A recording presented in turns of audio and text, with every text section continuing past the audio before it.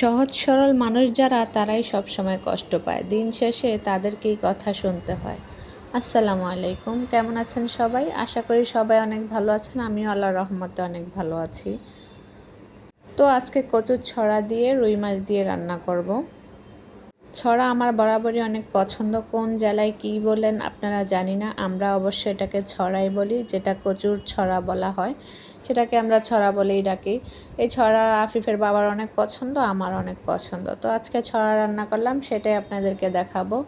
আমি কিন্তু কাউকে রান্না দেখানোর জন্য রান্না শেখানোর জন্য ভিডিও করি না। ভিডিও করতে আমার ভালো লাগে, তাই আমি ভিডিও করি।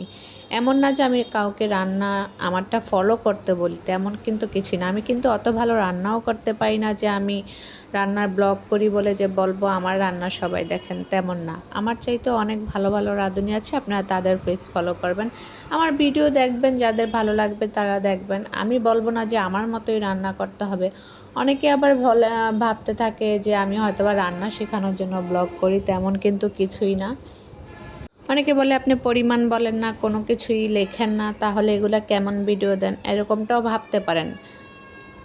তো তাদের উদ্দেশ্যেই বলবো, আমি কিন্তু রান্না কাউকে শেখানোর জন্য ভিডিও করি না, আমার ভালো লাগে সেই জন্যই আমি রান্না করি। যখন ফেসবুক চালাতাম তখন থেকে আমার রান্নার ভিডিও দেখলে অনেক ভালো লাগতো। তো ভাবতাম আমিও যদি ভিডিও করে এভাবে ছাড়ি তাহলে কেমন হয়, সেই জন্য আমিও ভিডিও করি, আপনাদের সাথে শেয়ার করি। পাশাপাশি আমি কিন্তু কাউকে রান্না ফলো করতে বলি না।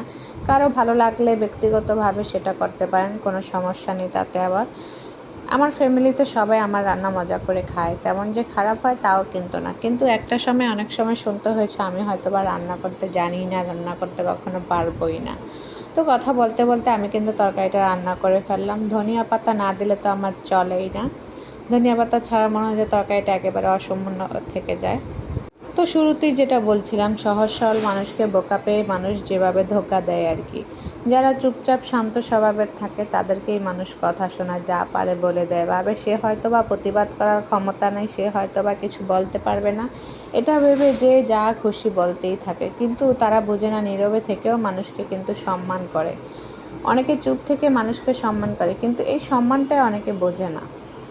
আসলে যারা সম্মান দিতে জানে তারা সম্মান নিতে জানে। অনেকেই আছে যে চুপ থাকাটাকে বোকামি ভাবে। আসলে চুপ থাকাও এক ধরনের একটা ভদ্রতা আমি মনে করি, কিন্তু সেটা অনেকেই বোঝে না। আসলে যারা অভদ্র তারা কী করে বুঝবে চুপ থাকার মানেটা। তো অনেক মানুষকেই দেখি এরকম করে, তাই আপনাদের সাথে কথাটা শেয়ার করলাম। কেউ কিন্তু মাইন্ড করবেন না। আসলে ভিডিও করতে গেলে অনেক কথাই মনে পড়ে যায়, অনেক কিছুই আবেগের বশে বলে ফেলি।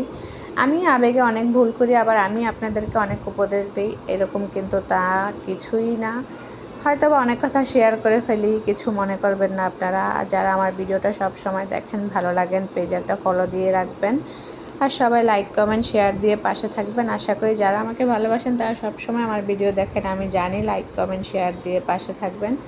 তো আজকে আমার রান্নাটা কেমন হয়েছে সবাই কিন্তু কমেন্ট বক্সে কমেন্ট করে জানাবেন। আল্লাহ হাফেজ, সবাই ভালো থাকবেন।